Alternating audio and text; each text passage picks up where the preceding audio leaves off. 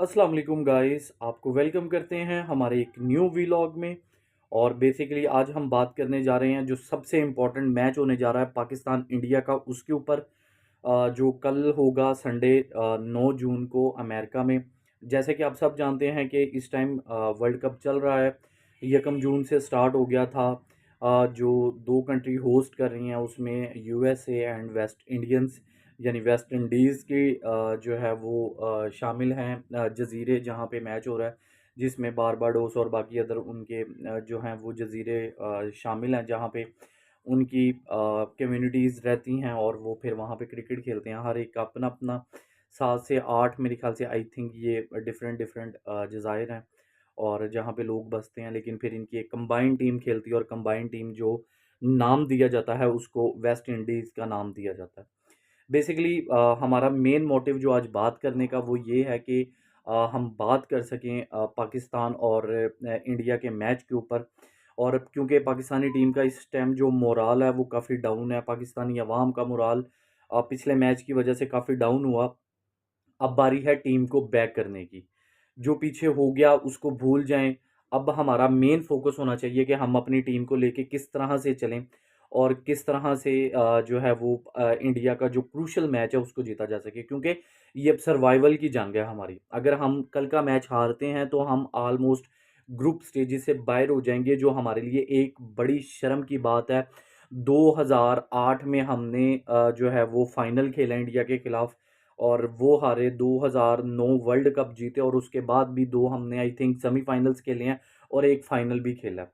तो वो टीम जो कंसिस्टेंट है परफॉर्मेंस में, अगर वो इस तरह से हारती है तो काफ़ी हमारे लिए शर्मिंदगी का बाइस है। हमने अभी अपनी टीम को बैक करना है और उनको उठाना है। जिसमें कुछ चीज़ें हैं जो डिस्कस हो रही हैं, जो मेरे माइंड में भी है, मैंने कहा मैं वो आपके साथ डिस्कस कर लूँ। उसमें ये है कि एक तो जो पाकिस्तानी टीम ने प्रीवियस हो गया उसको भूल जाएँ। उसको एक साइड पे रख दें। अभी सिर्फ फ़ोकस करें पाकिस्तान इंडिया मैच के साथ। नेगेटिविटी को छोड़ के पॉज़िटिविटी की तरफ आएँ। पॉज़िटिव चीज़ों को लेके अपने साथ चलें, नेगेटिव चीज़ों को पीछे कर दें। अभी सिर्फ़ और सिर्फ़ जो है वो फ़ोकस रखें, फ्रेश लेग्स के साथ ग्राउंड में उतरें। विकेट को देखें, उस लिहाज़ से डिसाइड करें कि आया कि हमारी जो स्ट्रेंथ वो बॉलिंग है, क्या हमें पहले अगर हम टॉस जीतते हैं तो हमें बॉल करना चाहिए, या हम अगर टॉस हारते हैं और विकेट ऐसा है जिसके ऊपर इंडिया में अगर फर्स्ट बैटिंग की दावत देता है, तो हमें अपने प्लान को लेके किस तरह से चलना है, हमने अपने मैच को किस तरह से लेके चलना है, जिसमें प्लान ए, बी, सी हमारे पास होना चाहिए, जो होता भी है। लेकिन उसको हम उसको एग्ज़ीक्यूट करते हैं, वो नहीं करते, वो एक अलग चीज़ है। हमारी जो बैटिंग है, उसमें हमारे जो ओपनर्स हैं, वो हैं, उसमें मोहम्मद रिज़वान और उसके बाद आते हैं बाबर आज़म बैटिंग के लिए। उसके बाद फ़खर ज़मान है। फ़खर ज़मान के बाद शादाब का बैटिंग नंबर नहीं बनता। फ़खर ज़मान और उस्मान को रोल मिलना चाहिए। उस्मान को तो ख़ास तौर पे बता देना चाहिए कि भाई तेरा रोल है। हमारी जो लाइनअप होनी चाहिए बैटिंग की, वो इस तरह से होनी चाहिए कि ओपनिंग में जैसे नो डाउट ये एक बड़ी अच्छी जोड़ी चलती हुई आ रही है, जिसमें मोहम्मद रिज़वान और बाबर आज़म की है। इसके बाद उस्मान को आना चाहिए और उस्मान को क्लियरली बता देना चाहिए, भाई हमें तुमसे छक्के रिक्वायर्ड नहीं है, हमें तुमसे चौके रिक्वायर्ड नहीं है। तुम एक साइड से खेलते रहो, जितना लॉन्ग खेलोगे वो हमारे लिए बेहतर है। जिस तरह यूएसए वाले मैच में उसने हिट मारी, उसमें हिट मारने की ज़रूरत नहीं है, हमें तुमसे दायरा क्रॉस नहीं करवाना। हमें चाहिए कि सिर्फ़ और सिर्फ़ तुम आओ, तुम एक लंबी बारी खेलो, ठीक है? उसके बाद फ़खर ज़मान आपको पता है वो फ़ॉर्म में है, उसके बारे में बात नहीं कर सकते। हमारे पास शादाब एक बैट नहीं है, इस चीज़ को समझना चाहिए। मुझे नहीं समझ आती कि मैनेजमेंट को इस चीज़ के ऊपर क्यों समझ नहीं आती। बाबर आज़म को भी चाहिए कि वो देखे शादाब खान बैट नहीं है। शादाब खान एक टुल्ला प्लेयर है जिसको 7वें 8वें नंबर पे आके आखिरी 1-2 ओवरों में अगर वो मारता है, हिटिंग करता है, तो बहुत अच्छी बात है। लेकिन वो एक प्रॉपर बैट नहीं है। हमें प्रॉपर बैट में उसमें रिज़वान को लाना चाहिए, सॉरी इफ्तिखार को लाना चाहिए। इफ्तिखार के बाद हमारा बैटिंग ऑर्डर सेट होना चाहिए। हमारे पास कोई लंबा बैटिंग ऑर्डर नहीं है। आज़म खान को टीम में नहीं लेना चाहिए। मुझे नहीं समझ आती कि पिछले मैच में भी क्यों हुआ, जब आप 3-3 कीपर्स खिलाने का पर्पज़ क्या है? आप खिला रहे हैं मोहम्मद रिज़वान को, आप खिला रहे हैं उस्मान को, आप खिला रहे हैं आज़म को। फिर आज़म से आप फील्डिंग भी खिलवा रहे हैं। ऐज़ यू नो कि उसका वेट इतना ज़्यादा है, वो फील्डिंग के लिए कारसाज़ नहीं है।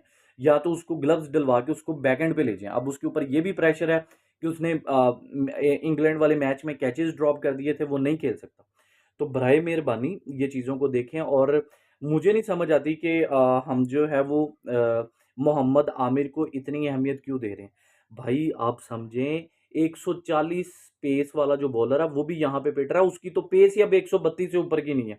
132, 134, 120, 123, 125, इससे वो ऊपर बॉल नहीं कर रहा। आप उसके ऊपर रिलाई नहीं कर सकते। बराए मेहरबानी चलें, आपने जिसने भी सिलेक्ट किया, मैं नहीं कहता कि वो जो भी था, कोई पर्ची थी या जो भी था, अब वो खेल रहा है, उसको खेलने दें। उसको बताएं कि भाई तेरा रोल ये है, तूने सिर्फ जो मिडल्स के ओवर है उसमें तुम्हें लाना है, तुमने उसमें आके यॉर्क लाइन बॉल करनी है, स्कोर रोकना है।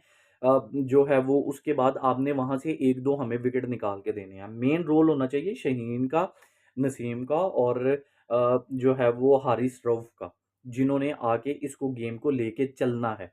मिस्ट्री स्पिनर्स, अब आप उसको, इब्रार को तो इस मैच में मेरे ख्याल से नहीं उतारेंगे।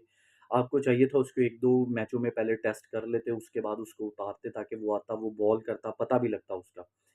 अब आप जिस प्लेइंग 11 के साथ जाएँगे, आप जाएँ, उसके साथ आप जो है वो अच्छा अपना बेस्ट दें, खुदारा अच्छे से खेलें, जो प्लान आपको मिलता है उसको एग्ज़ीक्यूट करें, उसके ऊपर अमल करें, उसको अच्छे से लेके चलें और फाइट से हारें। अगर हार-जीत एक तरफ, पार्ट ऑफ गेम है, किसी ने हारना, किसी ने जीतना, लेकिन दिलेरों की तरह, बहादुरों की तरह मैच को खेलें और दिलेरों की तरह मैच को जीतें। हम आपको बैक करते हैं, आप हमारे हीरोज़ हैं, हम आपके साथ हैं, पूरी पाकिस्तानी नेशन आपके साथ है। यूएसए वाले मैच में जो भी हुआ अब आप उसको भूल जाएँ, अच्छा परफ़ॉर्म करें, अच्छी क्रिकेट खेलें, अच्छे रिज़ल्ट्स लेके आएँ। हमारी विशेज़ एंड प्रेयर्स आपके साथ हैं। ये मेरा आज का एनालिसिस था। उम्मीद करता हूँ आपको पसंद आया होगा। अगर पसंद आया तो लाइक, सब्सक्राइब एंड शेयर करना मत भूलिएगा। मिलते हैं अगले व्लॉग में, तब तक के लिए अल्लाह हाफ़िज़।